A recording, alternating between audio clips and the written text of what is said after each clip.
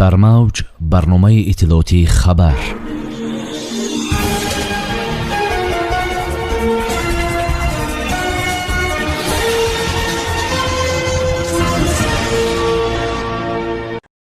Шерели Кабир мегӯяд, Тоҷикистон лоиҳаи Каса 1000-ро идома медиҳад. ҷамъияти ҳилоли аҳмари Тоҷикистон ба 814 нафар ятимон кӯмакпулии моҳона мерасонад. қасдан сӯзониданд, сабаб ва хисороти 140 миллионии сӯхтор дар Масчо. дар Қирғизистон вакилонро аз мошини хидмати маҳруму маошашонро кам карданд. Русия барои шаҳрвандони хориҷӣ карантин ҷорӣ кард. Шерели Кабир, вазири саноат ва технологияҳои нави Тоҷикистон гуфт, ба вазъи кунунии Афғонистон нигоҳ накарда, сохтусозии лоиҳаи Каса 1000 идома меёбад. Дар ин бора вазир зимни суханронӣ дар анҷумани дуюми Авроосиё дар Москав иттилоъ дод. Ӯ гуфт, ин тарҳ барои Тоҷикистон судманд аст. Он метавонад дар тобистон нерӯи барқи изофиро на танҳо ба кишварҳои Осиёи марказӣ, балки ба Покистону Афғонистон, ки махсус дар фасли тобистон ба нерӯи барқ ниёз доранд, фурӯшад, гуфт Шерели Кабир. ёдовар мешавем, ки лоиҳаи Каса 1000 шароити интиқоли нерӯи барқ аз кишварҳои Осиёи марказӣ ба Осиёи ҷанубиро фароҳам мекунад. Тоҷикистон, Қирғизистон, Афғонистон ва Покистон кишварҳое мебошанд, ки дар татбиқи лоиҳаи Каса 1000 иштирок доранд. дар партави сиёсати башардӯстона ва ятимпарваронаи роҳбарияти ҳукумати мамлакат, ҷамъияти ҳилоли аҳмари Тоҷикистон тасмим гирифтааст, ки то охири соли равон ба 814 нафар ятимони то 16 сола кӯмакпулии моҳона расонад, хабар медиҳад Амид Ховар. иқдоми мазкур дар доираи лоиҳаи дастгирии ятимон бо сарпарастии ҷамъияти ҳилоли аҳмари Амороти Муттаҳидаи Арабӣ роҳандозӣ мекардад.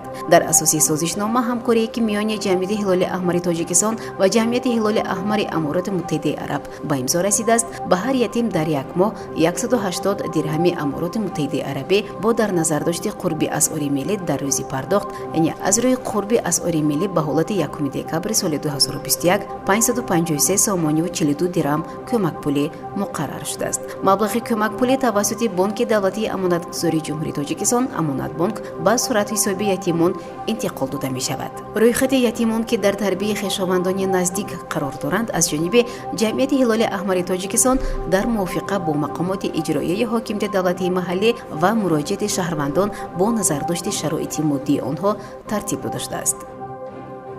бо гузашти як ҳафта аз воқеаи ҳодисаи сӯхтор, мақомоти тафтишотӣ таҳқиқи сабаби сар задани оташсӯзӣ ва хисороти расида аз он дар анбори нигоҳдории пахтаи ширкати Музаффар компания дар ноҳияи Масчоҳро ба анҷом расониданд.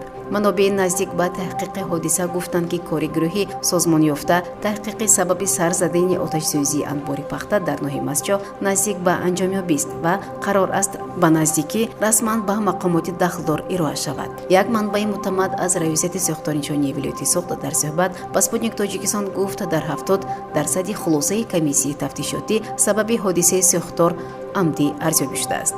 сӯхтор тахминан соатҳои 3 шаби санаи 24 ба 25 ноябр рух додааст. фарзияҳои асосии расиши кӯтоҳи ноқилҳои барқӣ, оташии тамоку яъне сигарет ва ҳатто оташбозии кӯдакон ҳам санҷида шудааст. ин фарзияҳо ба воқеияти ҳодиса мувофиқат намекунанд. хулоса шудааст, ки оташсӯзӣ қасдан сурат гирифтааст, гуфт манбаъ. бино ба иттилои манобеъ аз ноҳияи Масҷоҳ, дар пайи ин оташсӯзӣ ҳудуди 700 тонна пахтаи тайёр ба коми оташ рафтааст. ба кормандони мақомоти сӯхтор нишония муяссар шудааст, ки беш аз 400 тонна пахтаро аз коми оташ наҷот диҳанд. бино ба иттилои дарёфтии Спутник Тоҷикистон, ҳаҷми хисороти расида аз сӯхтор дар анбори пахтаи ноҳияи Масҷоҳ кам ё беш аз 140 миллион сомонӣ ҳисоб карда мешавад. дар ин бора Спутник Тоҷикистон иттилоъ додааст.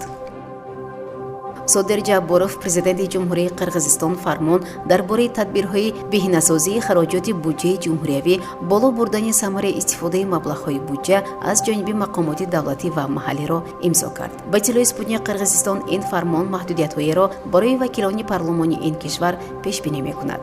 дар чорчӯби ин фармон маоши вакилони Жигоргу Кенеш ҳам кам карда шуд. ҳам акнун маоши расмии раиси парлумон 30 000 ва аз ҷойнишини ӯ 27 000 сом муқаррар шудааст. роҳбарони фраксияҳо ва раисони кумитаҳои парлумон 26000 ва вакилон бошанд 25000 сом мегиранд. гуфта мешавад ин фармон оғози сиёсати нав сарфаи оқилонаи хароҷоти маблағҳои буҷа аз ҷониби мақомоти давлатӣ мебошад. ин созукорро бо чунин талаботи маълум тавсиф кардан мумкин аст. давлат бояд дар доираи имкониятҳои худ зиндагӣ кунад, яъне ба ибораи дигар сарфаи умумии хароҷи буҷаи давлатӣ барои ҳифзи дастгоҳи давлатӣ гуфта мешавад дар иттилоияи дафтари матбуотии раисати ҷумҳурии қирғизистон. танҳо ба вакилоне ки мошини шахсӣ надоранд ҳамчунин ба раиси ҷумҳур ва муовинони ӯ мошини хидматӣ дода мешавад. федератсияи русия барои ҳамаи нафароне ки аз ҷумҳурии африқои ҷанубӣ меоянд карантини 2 ҳафтаӣ ҷорӣ кардааст, хабар медиҳад Роспотребнадзор.